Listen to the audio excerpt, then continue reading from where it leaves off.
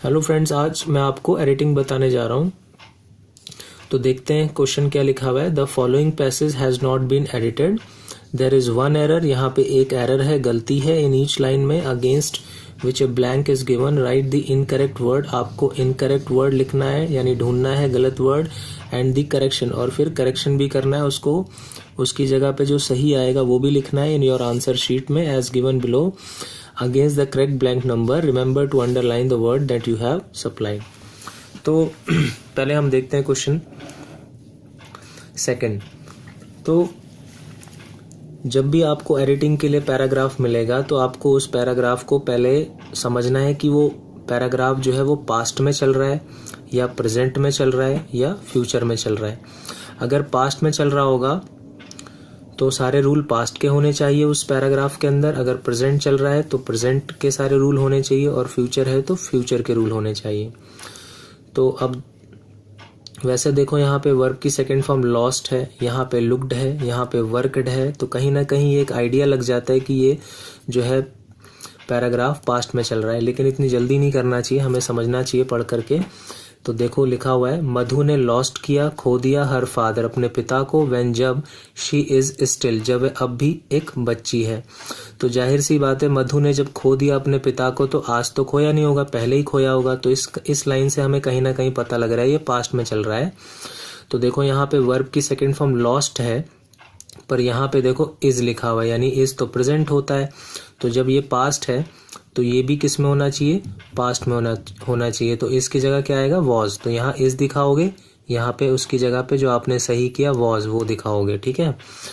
फिर लिखा है हर अंकल, उसके जो चाचा थे, लुक्ड यानी देखते थे, एट यानी पर, ऑल दी प्रॉपर्टी पर देखते थे, सारी संपत्ति पर देखते थे, या सारी संपत्ति में देखते थे। तो ये जो एट जो है, पर या में, इसी में कुछ ना कुछ गड़बड़ी लग रही है, क्योंकि कुछ सेंस नहीं बन रहा।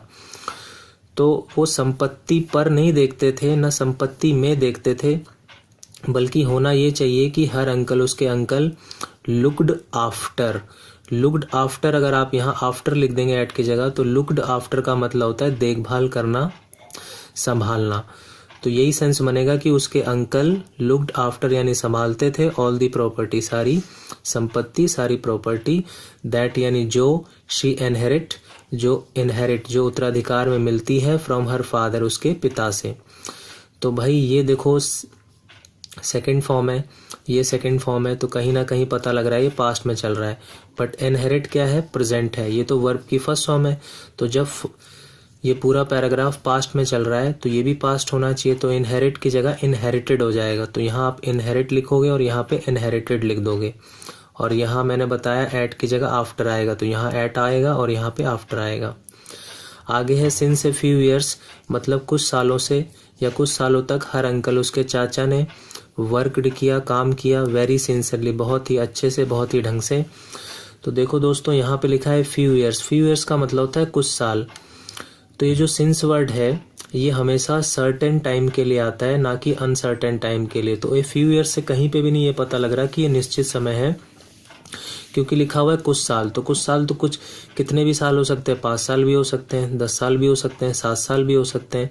तो इसीलिए सिंस नहीं आएगा, इसकी जगह पे 4 आएगा, क्योंकि 4 जो है अनिश्चित समय के लिए आता है और सिंस जो है निश्चित समय के लिए आता है।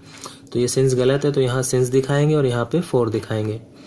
फिर लिखा हुआ है आफ्टर वर्ड्स, उसके बाद ही, थिंग्स, वह सोचता है, दिस। अब देखो ये पूरा पैराग्राफ पास्ट में चल रहा है, बट थिंग्स जो है वर्ब की फर्स्ट फॉर्म है, तो ये भी पास्ट होना चाहिए। तो थिंग्स की जगह क्या आएगा, थॉट आएगा। तो यहाँ लिखेंगे थिंग्स और यहाँ पे लिखेंगे थॉट।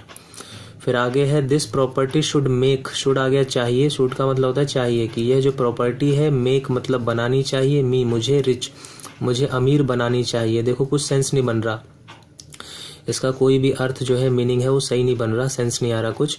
तो शुड की जगह हम अगर कैन कर दें तो ये हो जाएगा कि उसके बाद उसने सोचा this property can make me rich, मुझे अमीर बना सकती है। तो यहाँ पे शुड की जगह कैन आएगा।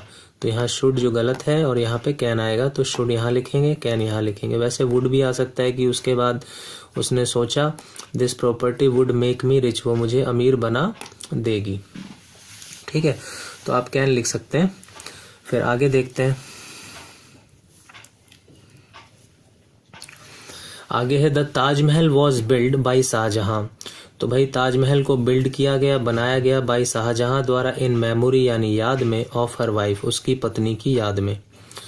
तो भाई बिल्ड किया गया है, शाहजहां द्वारा किया गया है, तो पहले ही किया गया है, बहुत पहले बना था ताजमहल, तो यानी ये पास्ट में है, यानी ये पूरा पैराग्राफ पास्ट में चल रहा है।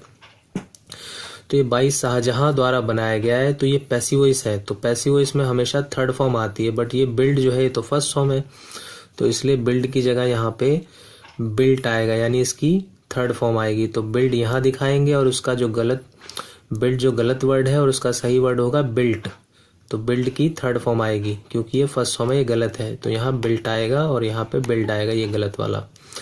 इन मेमोरी यानी याद में ऑफ हर वाइफ, उसकी पत्नी की याद में। अब शाहजहां तो लड़का है, तो उसकी वाइफ, तो वो तो लड़का है, तो उसकी, हर तो लड़की के लिए आता है, लड़के के लिए क्या आता है हिज, तो यहाँ पे हर की जगह हिज आएगा, तो ये हर गलत है, यहाँ पे हिज आएगा, तो यहाँ हर दिखाएंगे और यहाँ पे हिज दिखाएंगे।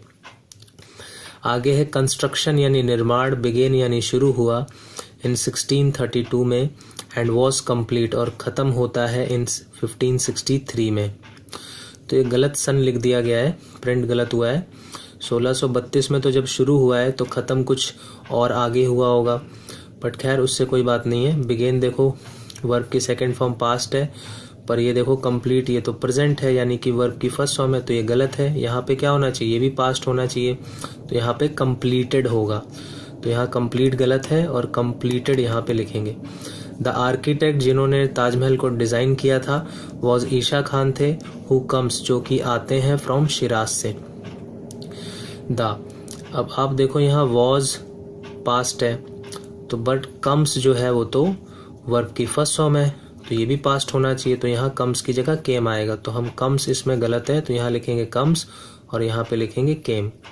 द ब्यूटी यानी सुंदरता of the marble dome, marble dome यानी पत्थर के जो गुंबद होते हैं, माइनरेट जो मीनार हैं, आर नोन उनको जाना जाता है, थ्रू आउट द वर्ल्ड पूरे संसार भर में जाना जाता है, किसको, पत्थर की और मीनार की सुंदरता को।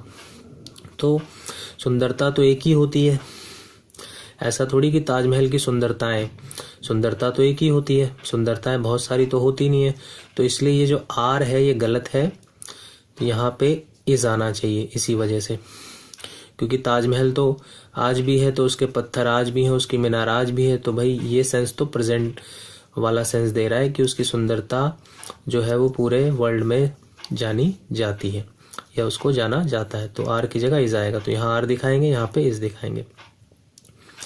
आगे लिखा है known throughout the world all visitors are impress, तो ये आर इम्प्रेस्ड होगा, ये गलत है इम्प्रेस, तो यहाँ इम्प्रेस दिखाएंगे और यहाँ पे इम्प्रेस्ड दिखाएंगे। By the dream like beautiful of Taj, by the dream like beautiful of Taj, तो ताज ब्यूटीफुल नहीं, ताज की ब्यूटी से इम्प्रेस होते हैं, जो जितने भी विजिटर्स होते हैं वो प्रभावित होते हैं, खुश होते हैं, इम्प्रेस होते हैं by the dream like beautiful of Taj से प्रभावित नहीं होते, खुश नहीं होते, ब्यूटी से होते हैं, तो ब्यूटीफुल की जगह ब्यूटी आएगा, तो ब्यूटीफुल गलत है, यहाँ लिखेंगे ब्यूटीफुल और यहाँ लिखेंगे ब्यूटी। तो आशा करता हूँ आपको समझ में आया होगा।